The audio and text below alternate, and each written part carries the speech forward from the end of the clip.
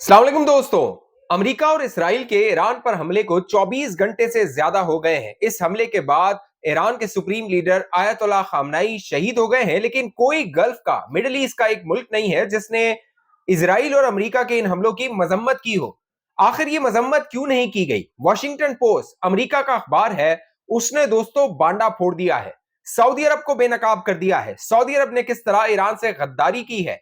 Saudi अरब जो कि अब बाकायदा ये धमकियां दे रहा है। एमबीएस मोहम्मद बिन सलमान के हवाले से सीएनएन ये रिपोर्ट कर रहा है कि उन्होंने अपनी डिफेंस मिनिस्ट्री को कह दिया है कि अगर ईरान की जानिब से रियाद पर सऊदी अरब में हमले किए जाते हैं तो उसका जवाब दिया जाए, यानी ईरान पर सऊदी अरब भी हमला कर सकता है।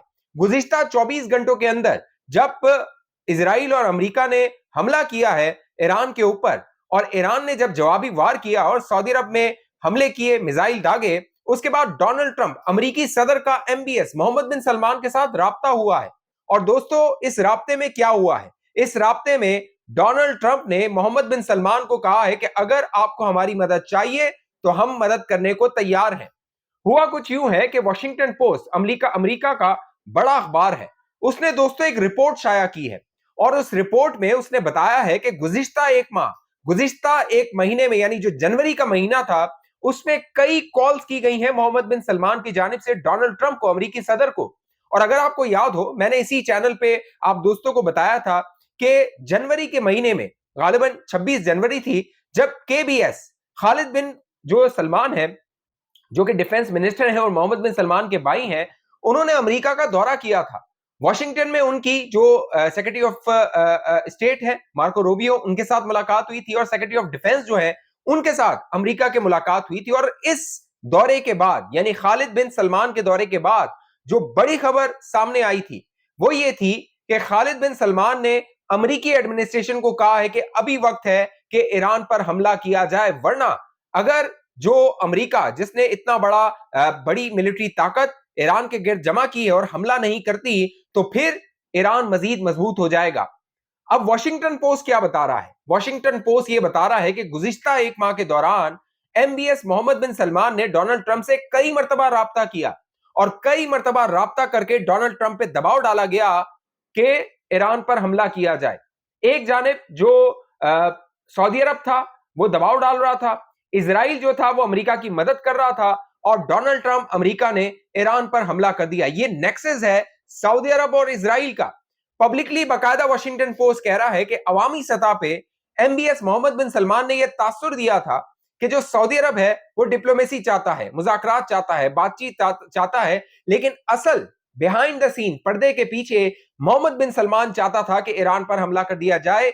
ये मैं नहीं कह रहा, ये वॉशिंगटन पोस्ट, अमेरिका का अखबार दावा कर रहा है, और वो कह रहा है कि 4 सोर्सेस जो इस पूरी सूरत-ए-हाल से फेमिलियर है, उनको इस पूरी सूरत-ए-हाल का इदराक है, उन्होंने वॉशिंगटन पोस्ट को बताया है कि मोहम्मद बिन सलमान की जानिब से दबाव था वॉशिंगटन पे, अमेरिका पे, कि ईरान पर हमला किया जाए।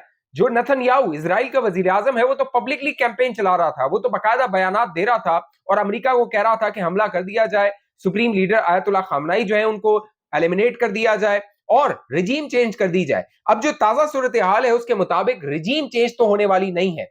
और जो दोस्तों सऊदी अरब है, वहां से सीएनएन का जो रिपोर्टर है वो ये रिपोर्ट कर रहा है कि पहली मर्तबा जो मोहम्मद बिन सलमान है, उन्होंने कहा है कि अगर ईरान पर हमला करने की जरूरत पड़ती है तो हमला कर दिया जाए, जवाब दे दिया जाए। This is a really new and big step by the Crown Prince here to authorize the possibility of Saudi response if Iran attacks Saudi Arabia again. इसकी वजह ये बताई जा रही है कि जो ईरान है, जो उसने रद्द-ए-अमल दिया है, चाहे यूएई हो, उस पर जिस तरह बमबारी की गई है, जिस तरह मिसाइल दागे गए हैं, चाहे ओमान हो, ओमान वो मुल्क है जो कि मीडिएशन करवा रहा था और इस सारे मामले में अमेरिका के साथ मुज़ाकरात के मामले में वो इन्वॉल्व था, जिनेवा के अंदर, ओमान के अंदर, वो सारे मामलात को देख रहा था।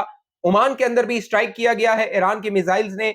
यूएई के अंदर, दुबई का इंटरनेशनल एयरपोर्ट, वहां पर खबरें आई कि वहां पे स्ट्राइक किया गया है, और पूरा जो मिडल ईस्ट है वो हिला हुआ है। बहरीन हो, कुवैत हो, दीगर ममालिक हो, वहां पर ईरान की बमबारी जारी है और ईरान ने यह फैसला कर दिया है। उसकी वजह क्या है?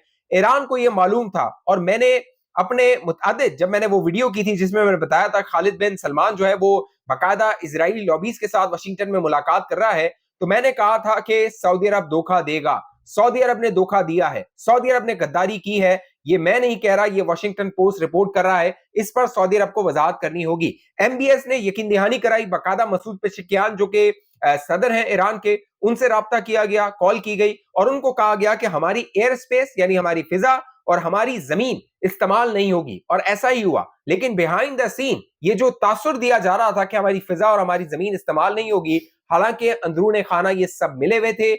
सऊदी अरब और इसराइल का जो गठजोड़ था वो खुलकर सामने आ गया है। 2020 आपको याद होगा दोस्तों, 2020 में इब्राहिम अकॉर्ड हुआ था और उस इब्राहिम अकॉर्ड के बाद यूएई मुत्तहिदा अरब इमारात ने इसराइल के साथ सिफारती ताल्लुकात इस्तवार कर लिए थे। उसके बाद ये तासुर आम हो गया था और ये खबरें आ रही थी कि सऊदी अरब भी इसराइल के साथ सिफारती ताल्लुकात इस्तवार कर सकता है। लेकिन फिर 7 अक्टूबर 2023 को जब इसराइल ने हमला कर दिया गजा में, और उसके बाद मामलात हाथ से निकल गए। और अब जो सेंटीमेंट आपको नजर आ रहा है, आप देखिए जिस तरह की तबाही ईरान मचा रहा है इसराइल के अंदर। सीएनएन का रिपोर्टर रिपोर्ट कर रहा है तल अवीव से और वो बता रहा है कि कितना नुकसान पहुंचा है मिसाइल से। वैसे जो इजरायली हुकूमत है उसने अपने शहरियों को कहा है कि जो वीडियो फुटेजेस हैं, तस्वीर है, वो सोशल मीडिया पे अपलोड ना की जाए, वरना फिर जो ईरानी मीडिया या ईरान के मामलात को जो देख रहे हैं, जो उनके सिंपैथाइजर्स हैं, जो इस जंग के खिलाफ हैं, इस हमले के खिलाफ हैं, वो उसको मजीद उजागर करेंगे, सोशल मीडिया पे वायरल करेंगे। लेकिन जो तस्वीरें, जो वीडियोस, बाकायदा सीएनएन का रिपोर्टर वहां से जो रिपोर्ट कर रहा है, उससे वाज़ेह हो रहा है कि तल अवीव में ईरान के मिसाइलों ने बड़ी तबाही मचाई हुई है। This is the damage that's been wrought by an Iranian ballistic missile attack in the heart of Tel Aviv, and this is still a very active scene you can see all around me. Look at how damaged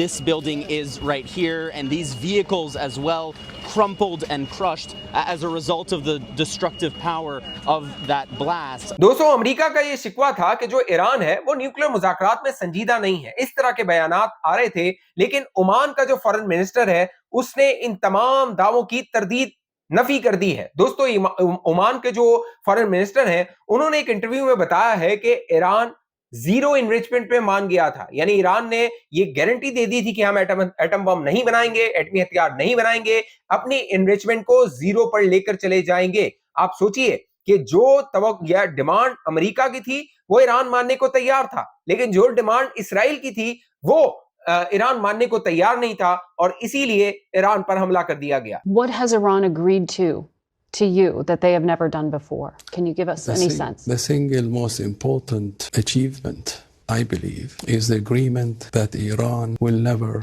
ever have a nuclear material that will create a bomb. दोस्तों, Khamenei के बाद अब जानशीन कौन होगा, इस हवाले से बड़ा नाम का ऐलान हो गया है और इस शहादत के बाद पाकिस्तान में खासतौर पे एहतजाज हो रहा है। पाकिस्तान में मुख्तलिफ शहर हैं, कराची है, कराची में बाकायदा अमरीकी कौंसल खाने के बाहर एहतजाज किया गया। 10 के करीब जो कह लीजिए हलाकतें हैं उनकी खबरें आ रही हैं, 35 के करीब जो इंजर्ड्स हैं, जख्मी हैं, उनकी खबरें आ रही हैं। इस्लामाबाद में एहतजाज किया गया, अमरीकी एम्बेसी के बाहर जाने की कोशिश की गई। मोहसिन नकवी जो वजीर दाखिला हैं वो उन एहतजाजियों के साथ मौजूद थे, वहां पे नजर आ रहे थे और कह रहे थे कि पुरअमन रहा जाए। अब मोहसिन नकवी साहब भी गालिबन सिंपैथाइजर होंगे, होना चाहिए उन्हें, जो खामनेई साहब हैं उनके। और साथ साथ हमने देखा लाहौर में जो कौंसल खाना है अमेरिका का, वहां पर एहतजाज किया गया, वहां पे लोग निकले। पेशावर में बड़ी तादाद में लोग बाहर निकले हैं और पूरे पाकिस्तान में लोग सरापा एहतजाज है। सिर्फ पूरे पाकिस्तान में नहीं बल्कि पूरी दुनिया में, कश्मीर तक के फुटेजेस आ रहे हैं, कश्मीर तक की तस्वीरें आ रही हैं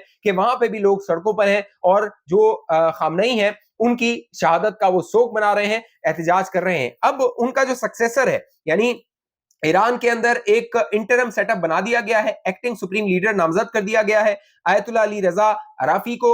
वो एक्टिंग सुप्रीम लीडर होंगे जब तक परमानेंट सुप्रीम लीडर का इंतखाब नहीं किया जाता।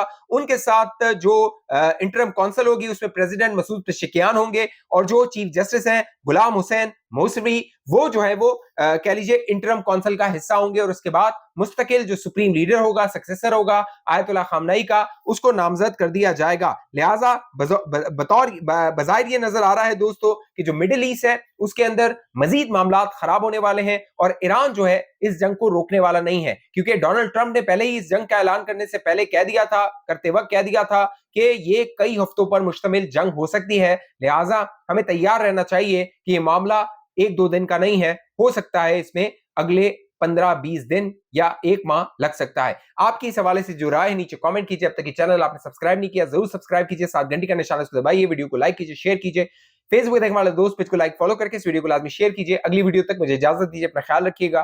पाकिस्तान जिंदाबाद।